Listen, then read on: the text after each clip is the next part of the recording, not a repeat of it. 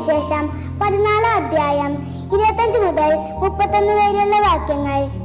നിങ്ങളോട് കൂടെ ആയിരിക്കുമ്പോൾ തന്നെ ഇതു ഞാൻ നിങ്ങളോട് പറഞ്ഞിരിക്കുന്നു. എന്നാൽ എൻ്റെ നാമത്തിൽ പിതാവ് അയക്കുന്ന സഹായകനായ പരിശുദ്ധാത്മാവ് എല്ലാ കാര്യങ്ങളും നിങ്ങളെ പഠിപ്പിക്കുകയും ഞാൻ നിങ്ങളോട് പറഞ്ഞിട്ടുള്ളതെല്ലാം നിങ്ങളെ ആസ്മരിപ്പിക്കുകയും ചെയ്യും. ഞാൻ നിങ്ങൾക്ക് സമാധാനം തന്നിട്ട് പോകുന്നു. എൻ്റെ സമാധാനം നിങ്ങൾക്ക് ഞാൻ നൽകുന്നു.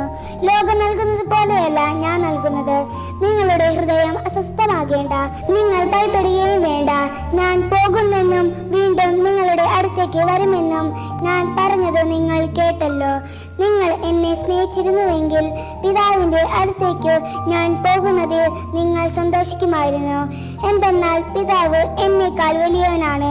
അത് സംഭവിക്കുമ്പോൾ നിങ്ങൾ വിശ്വസിക്കേണ്ടതിന് സംഭവിക്കുന്നതിന് മുമ്പ് തന്നെ നിങ്ങളോട് ഞാൻ പറഞ്ഞിരിക്കുന്നു. നിങ്ങളോട് ഇനിയും ഞാൻ അധികം സംസാരിക്കുകയില്ല, കാരണം ഈ ലോകത്തിന്റെ അധികാരി വരുന്നു. എങ്കിലും അവന് എൻ്റെ മേൽ അധികാരമില്ല. എന്നാൽ ഞാൻ പിതാവിനെ സ്നേഹിക്കുമെന്നും അവിടുന്ന് എന്നോട് കൽപ്പിച്ചതുപോലെ ഞാൻ പ്രവർത്തിക്കുമെന്നും ലോകം അറിയണം.